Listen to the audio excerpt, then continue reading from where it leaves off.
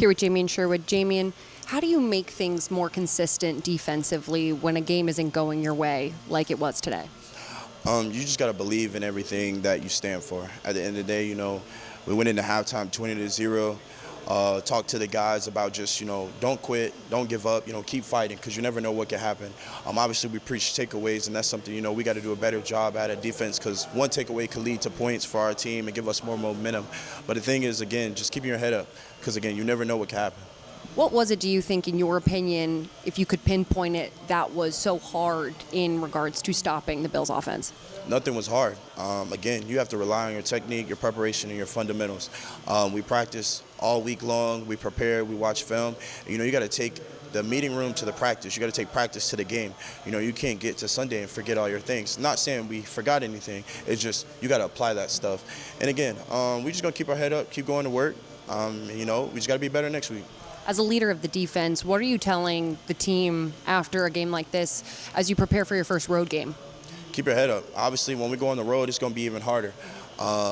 Nobody's going to give us a chance when we go on the road. But, again, like I tell them all the time, it's all about the men in this room. Nobody else matters. You got to believe the man to your left and to your right, and then you just got to fight for him at the end of the day. And I feel like as a defense, we did stop them from scoring. We had some 3-and-outs at the end of the game, but we have to have that same momentum at the beginning of the game. And we got to do a better job on defense, giving our offense the ball back quicker so they can go put up points. But, again, going on this road, you just got to be for the man to your left and your right and just play for him. Appreciate the time, Jamian. Thank you. Tyrod, you've seen everything, obviously, in this league, being in the league for a decade and a half. When a team, especially a young team, struggles like you guys did today, what's the message from the coach and the veterans just to make sure that this one is learned from but also put behind you? Watch the film and critique yourself first. Obviously, we left some plays out there on the field, and there's a lot that we could clean up. But the main thing is that you remain confident, find out what we did wrong, understand why we did it wrong, correct those mistakes and move forward. We have to learn from these games. I know it's kind of a saying when something like this happens, but when you have a younger team, and just a team in general, it takes the great teams to be able to use these games and the mistakes and find ways to be better from them. Any words of wisdom for Justin Fields? I'm sure you're having an opportunity, if not to talk to him today, I'm sure you're going to be delivering some words of encouragement during the week. For sure. We talk every day. I've known Justin for a while before we connected here with the Jets. But just take it one game at a time. Obviously, we know everyone wants to be great in their own way. Stick to the process, remain confident, and learn from these. There's a ton of tape out there. We've now played 2 games. There's some positives that we've done, and there's some not so well things that we've done as well too. The main thing is that you learn from both and continue to keep building your games early on in the season. But we're not using it as a crutch. We want to win each and every week. Anytime that we step out there, we want to put our best performance out there. So critique yourself, like I said, the hardest way possible. And bounce back from these type of games. Thanks a million for the time. Appreciate it. No problem. Thank you. Okay.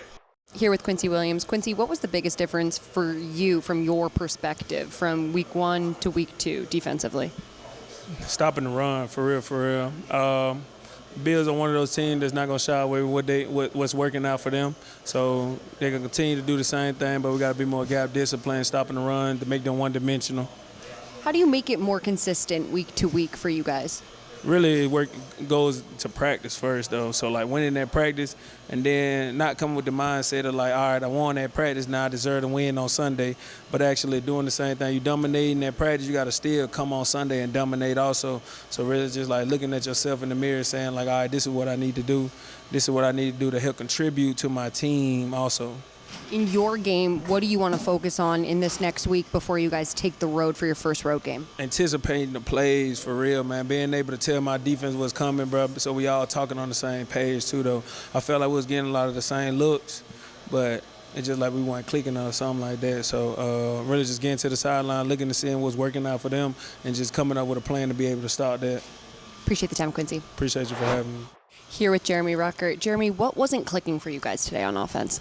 I think we just got behind drives. A couple penalties, turnovers, but credit to them. They had a good game plan, and trying to flush this, learn from it, try and start drives better, get more efficient on first down, and stay ahead of schedule because when we do that, when we're running the ball effectively, I think we're super confident in what we got and just keep getting back to work and continue to grow this offense like we know what we can be.